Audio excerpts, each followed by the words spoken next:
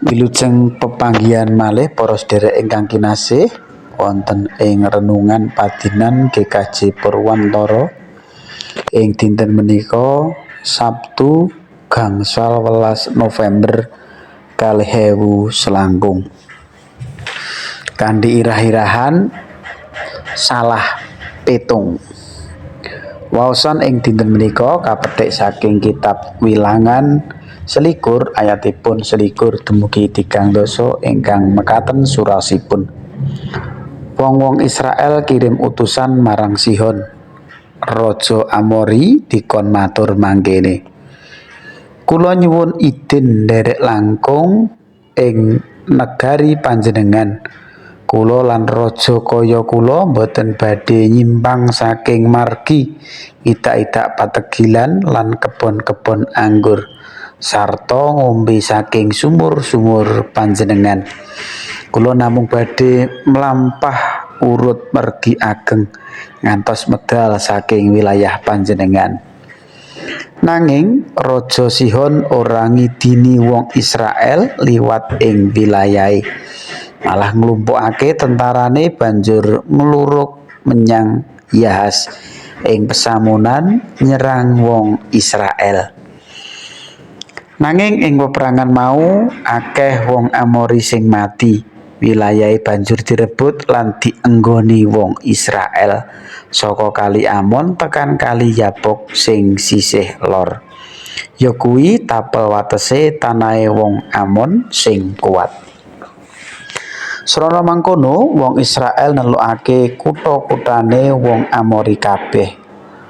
Uga Hesbon lan kutha-kutha cilik ing sakiwa tengene. Wong Israel banjur padha manggon ing kono. Hesbon kuwi kutha krajane sang Raja Sihon. Raja mau tau perang karo Raja Moab sing biyen lan ngrebut wilayahe nganti tekan Kali Arnon. Mulane pujangga padha duwe kekidungan mangkene. Teka ana ing Hesbon negarane Raja Sihon kepengin aku nyipati kutha iki didandani. Tau kelakon ing kutha iki tentara Sihon murup kaya geni. Gawe ludes kutha Ar, tanah Moab, pegunungan saurute Kali Arnon padha dilalap. Kowe wong Moab kena musibah dewa Kamos sing kok sembah. Kamos tega wongmu dadi pengungsi, bojomu ditawan Raja Amori. Nanging wis ludes saiki turune saka Hesbon tekan Dibon sateruse, saka Nasim tekan Nofah cedhak Medeba. Lebur kabeh tinggal donyane. Ingkang rahayu inggih menika saben tiyang ingkang mirengaken sabdanipun Gusti lan saged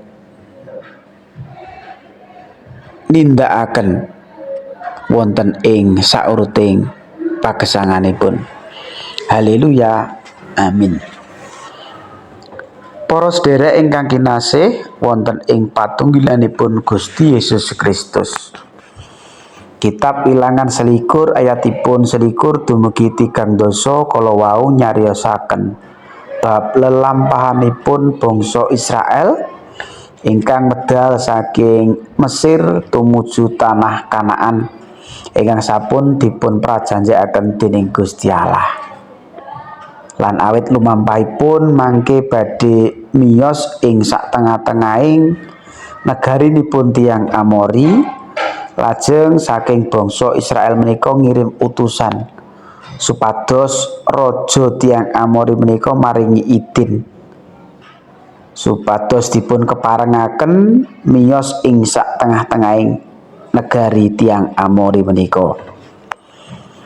Ananging ing mriku ugi kacariosaken bilih bangsa Israel menika boten dipun keparengaken miyos, malah dipun perangi dening raja tiang-tiang Amori menika.